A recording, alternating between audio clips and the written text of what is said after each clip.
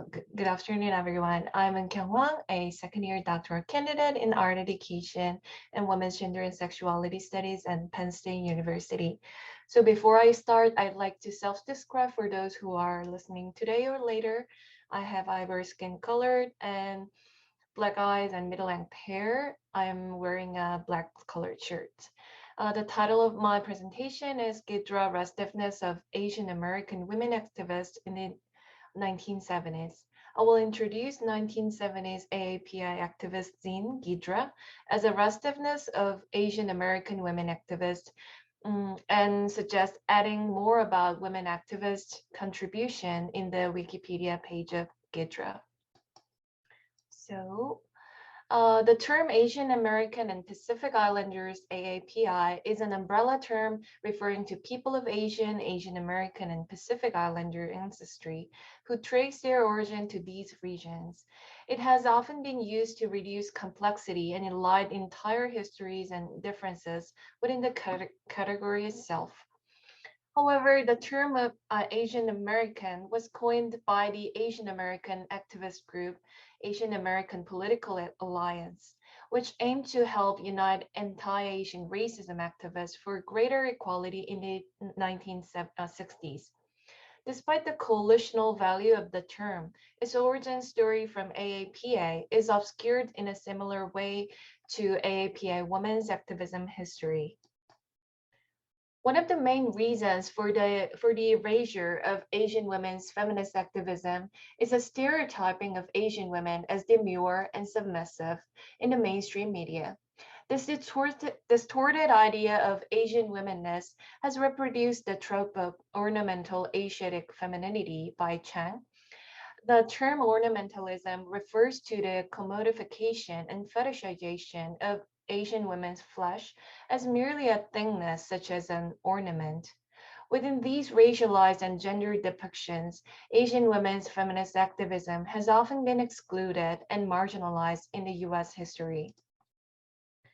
To counter this erasure, we should revisit AAPI activist histories through activist Zine Zidra in our education praxis and also in this Wikipedia edit tone. A zine is a self-published short magazine that is often used to share knowledge among activist groups, since zines cannot be censored by the dominant culture. Gidra is a monthly newspaper-like zine founded by 6 students from the University of California, Los Angeles in 1969. The voices of academics and activists in Gidra illuminated the otherness of Asian Americans that the white dominant society has promoted. And they criticized white male-centered global political landscape also. These voices served as catalysts for the political movement toward gender and racial equity through cross-ethnic collaborations in the US and transnational context. According to Hanma, Gidra is a model for collaborative community publishing that shows how Asian Americans organized forms of grassroots resistance. Aside from the political discourse about the Asian American movement, the zine also underscored cultural aspects by showcasing Asian Americans' work of art, such as photographs, collage, and cartoons that could allow the new identity of Asian Americans to flourish. Um, so these voices served as catalysts for the political movement toward gender and racial equity through, oh, so there's a repetition, sorry. So during the first 2 years of Gidra publication, women activists and their feminist perspectives were not much visible in Gidra. Usually their experiences flattened as AAPI people struggling under racial hierarchy, not the gender side. However, after publishing the women's specific special issue in 1971, AAPI women activists feminist activism became more visible in Gidra. Women activists criticized male chauvinism in US and Eurocentric society and deeply seated white normativity in Western-centered second-wave feminism. Even after the special issue, women activists actively resisted Western countries' exploitation of AAPI women in both the US and the Third World, such as the Vietnamese War. Through these women activist accomplishments in Gidra, we should further interpret Gidra as AAPA women's restive orientation. According to feminist philosopher Tamshin Kimoto, restive orientation is a theoretical framework for political praxis designed for AAPA feminists who aim to resist colonial racial hierarchy and achieve a coalition with the Black, Indigenous, and people of color movement. Solidarity to dismantle white dominant society uh, can be this kind of restive orientation.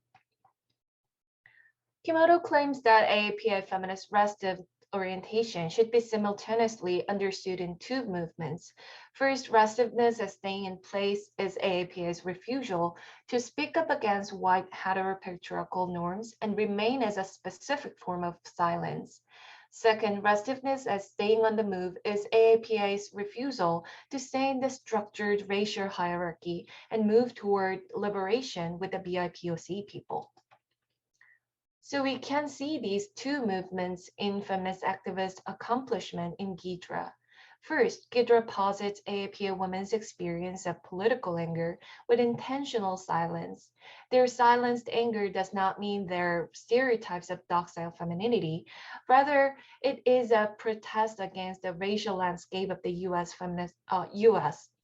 So feminist activists in Gidra also did not frequently mention feminism and used phrases such as resistance to male chauvinism or just equity.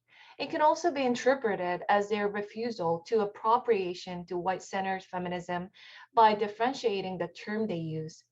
Showcasing their intentional silences, the women activists in Gidra emphasized their unruliness that unsettled the white normativity by showing their restiveness as staying in place.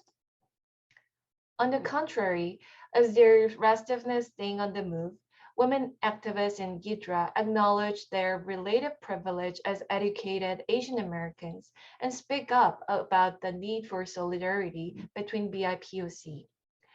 Gidra persistently criticized the imperialist ideology in the Vietnamese War. It highlights AAPI women's anti-Vietnamese war movement, both in the US and transnational context. Also, Gidra clarified that the Black Panther movements had an effect on their AAPI activist movements, and they addressed the need for solidarity among BIPOC. Gidra further claimed that settler colonial ideology makes indigenous people as forgotten people.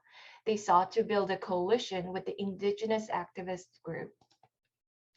However, undeniably, there are some limitations to Gidra to fully represent the restive orientation.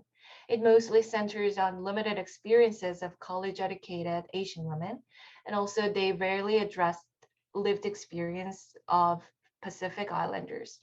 They also advocate sometimes cis heteronormativity, since it was created 5 decades ago when misogyny and heteronormativity were more widely accepted than in our contemporary society.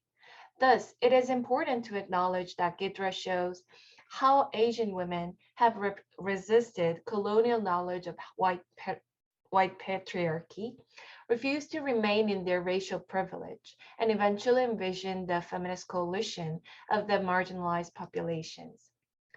Based on Gidra's activist restive movements, we should highlight women activists' participation in the Wikipedia page of Gidra. As you see, current Wikipedia page of Gidra shows how Gidra addressed diverse issues of the anti-war, anti-imperialist, and anti-capitalist movement, but it does not address any feminist issues that the women activists covered in the descriptions. And the only part that that the page mentions women is only in the contents paragraph, where the introduction of the women-related special issue. I think we should add the fact that women activists kept addressing global feminist issues even after 1971 Women's Special Issue. And the Wikipedia page also does not show the names of feminist activists in Gidra, such as Evelyn Yoshimura, who has devoted her whole life to AAPI activism. Also, Evelyn Yoshimura is doesn't have any page in the Wikipedia, so maybe we can have a chance to add her as a AAPI activist. So to sum up, through Gidra, we can challenge the way that dominant racial bias against AAPI women has been perpetuated and introduced marginalized histories of AAPI feminist activists to students. By collectively witnessing AAPI feminist activist resistance, students can start to question about other hidden narratives against anti-AAPI racism. It can lead students to try dismantling master narratives ingrained in the dominant representation of AAPI women's docile femininity. And also, ultimately, I hope that the viewers of this Wikipedia page can further investigate the histories of other marginalized populations and their feminist activist legacy as active agents. Thank you.